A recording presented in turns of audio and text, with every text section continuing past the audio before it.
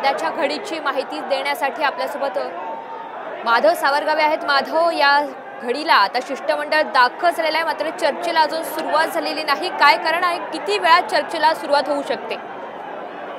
ऋतूच्या मोठ्या संख्येनं ओबीसी बांधव वडीगोद्रीमध्ये दाखल झालेले आहेत। उपोषणाचा आज 10वा दिवस आहे आणि उपोषणासाठी पाठिंबा देण्यासोबतच आज राज्य सरकारचं शिष्टमंडळ येणार आहे आणि ओबीसीचे नेते येणार आहेत। म्हणून राज्यभरातल्या वेगवेगळ्या भागामधून ओबीसी बांधव इथं दाखल झाले आहेत आणि सुरुवातीला पाचोड इथं आपण सांगितलं होतं की पाचोड इथं छगन भुजबळ आणि प्रकाश शेंडगे, गोपीचंद पडळकर यांचा ताफा तिथं ओबीसी बांधवांनी अडवला आणि त्यांना सत्कार केला।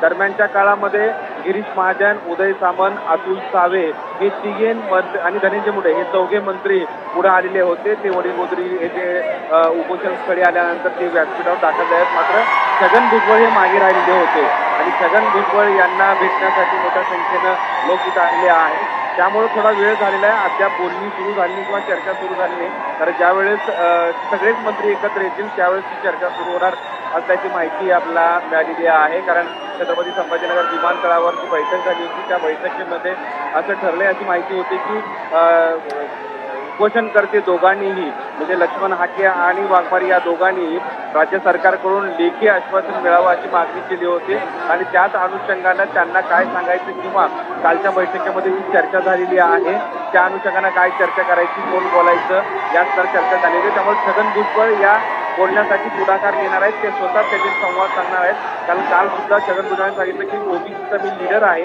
त्यामुळं त्यांचं म्हणणं उपोषणकर्ते ऐकतील अशा सगळ्या मंत्र्यांचा सरकारचा एक कयास आहे आणि त्या अनुषंगानं आता छगन भुजबळ व्यासपीठावर दाखल होत आहेत आणि त्यानंतर प्रत्यक्ष चर्चेला सुरुवात होईल। ऋतू माधव, खरं तर मोठ्या संख्येनं या उपोषण स्थळी ओबीसी बांधव जमलेले आहेत आणि त्यांच्या नेमक्या भावना काय आहेत, प्रतिक्रिया काय आहेत? एक तर मराठा आरक्षणावरून गेल्या 9 महिन्यांपासून राज्यात आंदोलन सुरू आहे आणि त्या संदर्भात सरकार सकारात्मक पाहत आहे।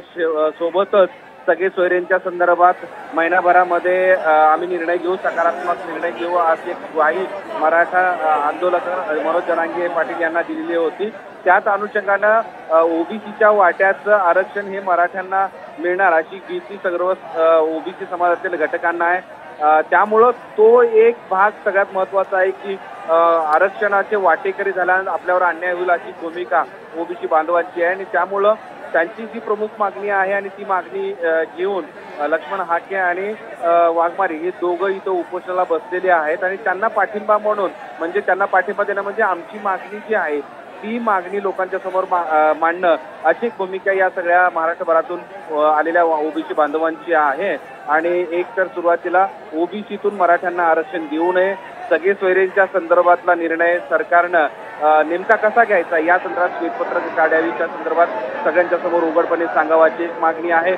सोबतच ज्या 54 लाख आता 57 लाख नोंदी आहेत त्या 57 लाख नोंदीच्या आधारावर जे जवळपास 3 लाखाच्या जवळ प्रमाणपत्र दिली आहेत ती प्रमाणपत्र रद्द करावी अशी एक मागणी आहे आणि ओबीसीवर सातत्यानं अन्याय होतो तो अन्याय दूर करावा। ओबीसी आणि मराठा असा कुठलाही भेदभाव न करता त्या दोघांनाही सरकार म्हणून मायबाप सरकार म्हणून समान भूमिका घ्यावी अशी मागणी आहे आणि या मागणीसाठी ते सगळे एकत्र आलेले आहेत आणि या आंदोलनाला मोठा पाठिंबा राज्यभरातून मिळालेला आहे। आता प्रत्यक्ष सुरुवात होते आहे बैठकीला। व्यासपीठावर छगन भुजबळ आणि इतर नेते दाखल होत आहेत कारण अतुल सावे, धनंजय मुंडे, उदय सामंत, गिरीश महाजन हे आलेले आहेत आणि या सगळ्या लोकांना भेटण्यासाठी आंदोलना इथल्या ओबीसी समाजातील सदस्यांची घटकांची आहे ती ते दिसून येते आहे। आता थोड्याच वेळात या चर्चेला सुरुवात होईल कारण आणि त्यामुळे वेळोवेळचे अपडेट्स माधव तुमच्याकडून घेत राहू। तुर्तास धन्यवाद सविस्तर माहितीबद्दल।